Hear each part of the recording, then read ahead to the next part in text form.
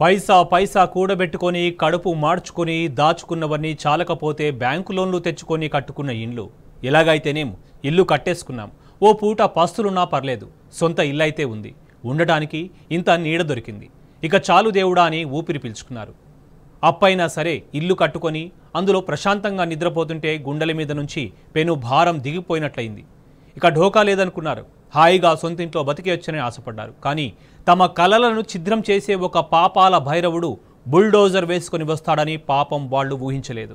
తమకు నిలువ నీడ లేకుండా చేసే ధృతరాష్ట్ర పాలన దాపురిస్తుందని అనుకోలేదు. కళ్ల ముందే బుల్డోజర్లు విధ్వంసం సృష్టిస్తుంటే పేదోళ్ల కన్నీళ్లు వరదలై పారుతున్నాయి.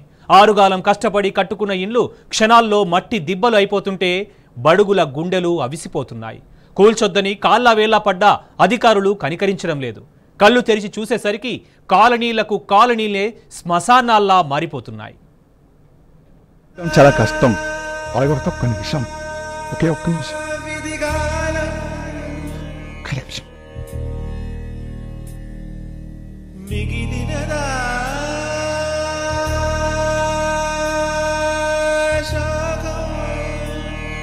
ఇట్లాంటి సీఎంని నేను ఎక్కడ చూడలే. కాలమే కాటు వేసిందా, వేదనే వెల్లువయ్యిందా, కలతలే లేని కళ్ళల్లో వెలుతురే మాసిపోయిందా. ఇచ్చేది వాళ్ళు, కూల్చేది వాళ్ళు, చంపేది కూడా వాళ్ళైతే బాగుంది. చంపేయండి వదిలిపోతే. ఒక శాపం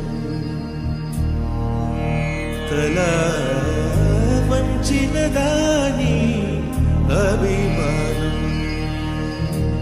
ఏం బాబు, నువ్వు వచ్చి మమ్మల్ని మా కడుపులు కొట్టడానికి నువ్వు వచ్చావు. సామాన్ కూడా మొత్తం వెళ్ళిపోయింది. కాళ్ళు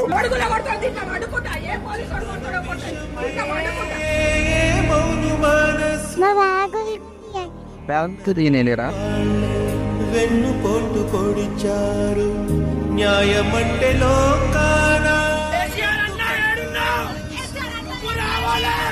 మిగిలేది వగపేనా నేస్తం జీవిత జీవిత సారముదా.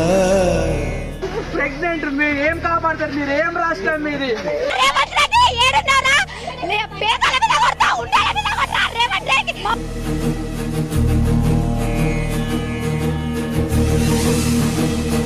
మన ఏదో మనకన్నే పొడిపిస్తామని అయినా మాకే గుర్తిండ్రు అంటారు, రేపు గుర్తుతారు.